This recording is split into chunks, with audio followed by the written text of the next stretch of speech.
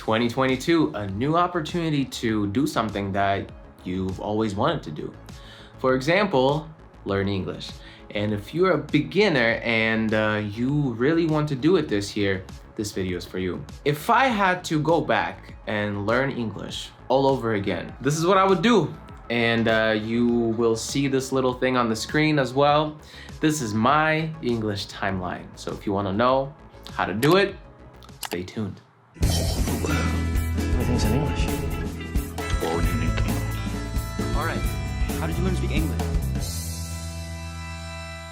Let's get right into it. So I split the year into 4 quarters, and we're gonna focus on each one and talk about it. Starting with the first quarter, the very beginning. The first step is always the hardest, so you wanna make sure you don't go too hard. For first quarter, something you really wanna focus on is grammar basics. What I'm talking about is, simple tenses, not from the simple category, but just, simple common tenses like present simple, past simple, future simple, going to, present, progressive. You might not be ready for present perfect just yet, but try it out, see how it works. Expressions is the next thing, and expressions is something I like to tell people all the time. A lot of people like to focus on words. I'm gonna learn a word. Well, how about you learn the whole sentence? If you hear something, just learn it, figure out what it means, and just use it without questioning the grammar, without questioning why the sentence is built this way. No, just where have you been?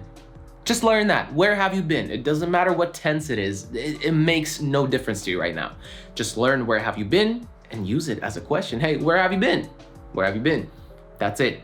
And make sure you have some light practice. What I mean by light, of course, you can't really do too much yet, but whatever you know, whatever expressions you know, whatever grammar you know, practice that. It might be wrong, you might make mistakes, you might, it might be horrible. That's fine. That is fine. That is your goal. Your goal is to feel very uncomfortable. And any English practice when you're learning is gonna be uncomfortable. And if it's not uncomfortable, you might not be doing it correctly. So do some light practice and figure out what you know and how you can apply it. And this little section right here applies to every single quarter. You wanna make sure you listen to some English, you wanna make sure you read some English, you wanna make sure you speak some English, and write some English. These will apply to every single quarter. You wanna do these all the time. So first quarter is really all about getting those basics and getting a little more comfortable with English.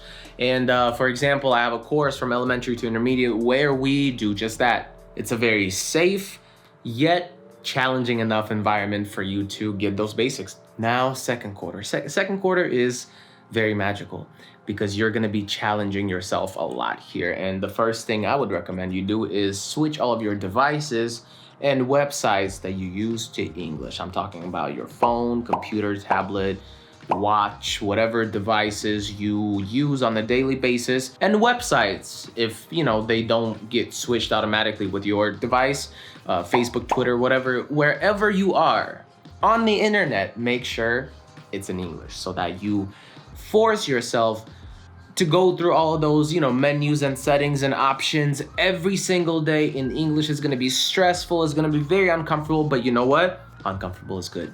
Get used to that now. The next thing you might want to explore is study buddy.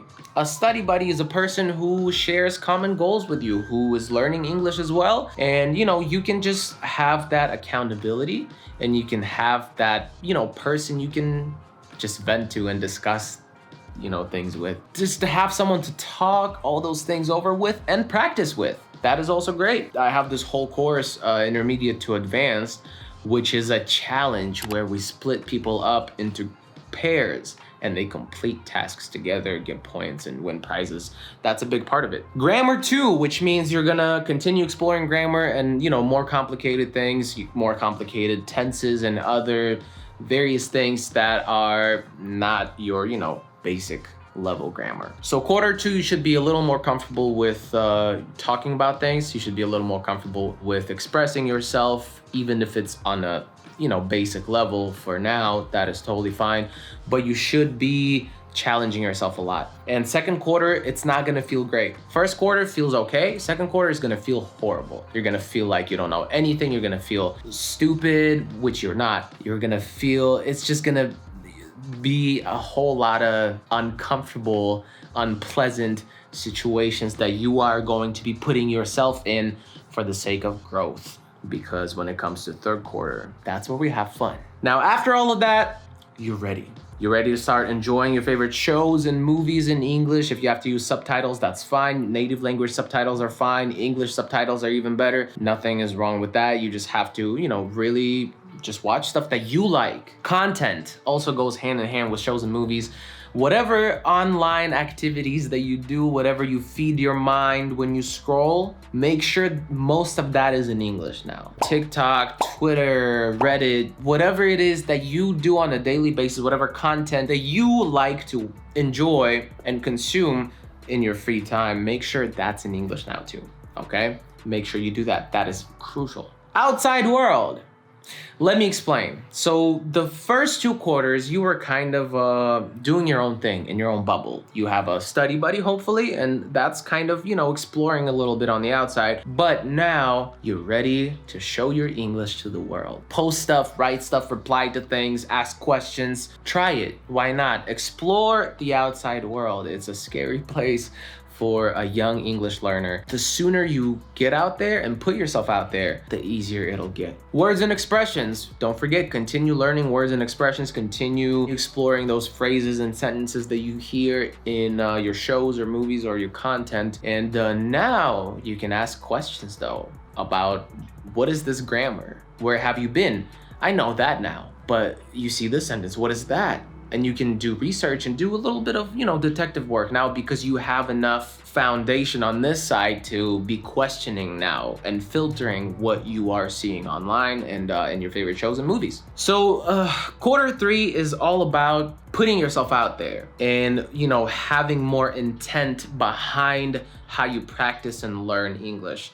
You have enough knowledge and solid foundation now to do that. And now we're moving on to quarter 4. This is the point where I would recommend a trip to an English-speaking country or like an educational course trip situation. 1 week, 2 weeks, a month, whatever you can do, whatever you want to do.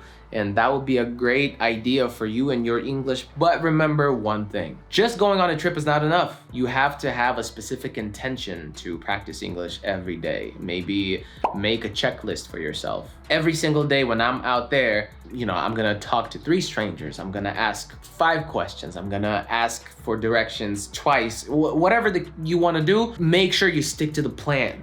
Because if you just go and relax, it's not gonna work.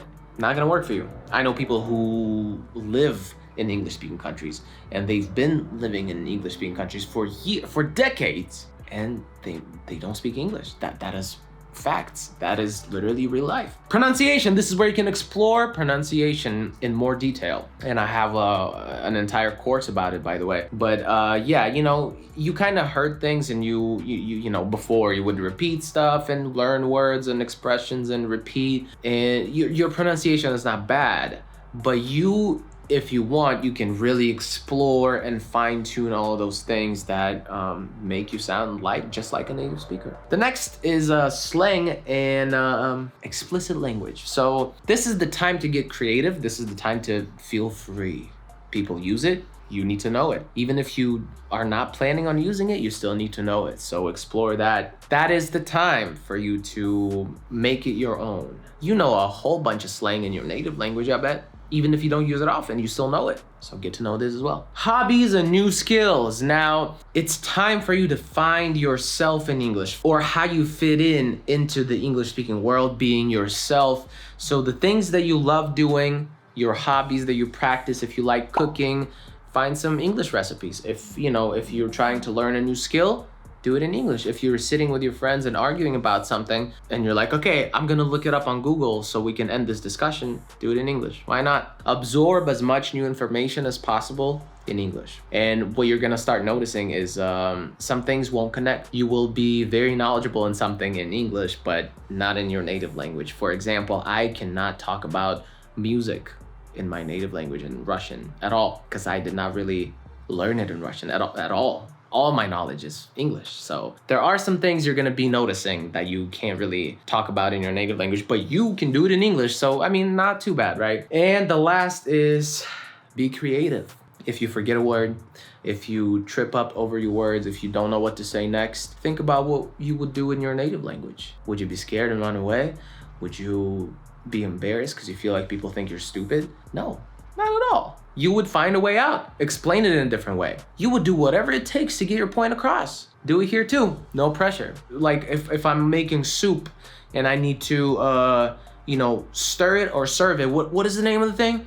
A ladle. Oh yeah, that's right, a ladle. Can you pass me the ladle, right? There are so many things you can do. Be creative. If you forgot something, you can say, oh, what's this word I'm looking for? Wow, I forgot the word. Wow, I can't believe it. Anyway, it's this thing, there's always a way out. You don't have to feel embarrassed. Never apologize for your English. Sorry, my English is bad. No, never say that. Yeah, this is quarter 4 is where you really get creative and you really start figuring out who you are in English. And if I had to start learning English all over again, this is how I would do it. Good luck. Thank you so much for watching. Maybe a year from today, you can come back to this video and let us know in the comments down below how it went. Good luck.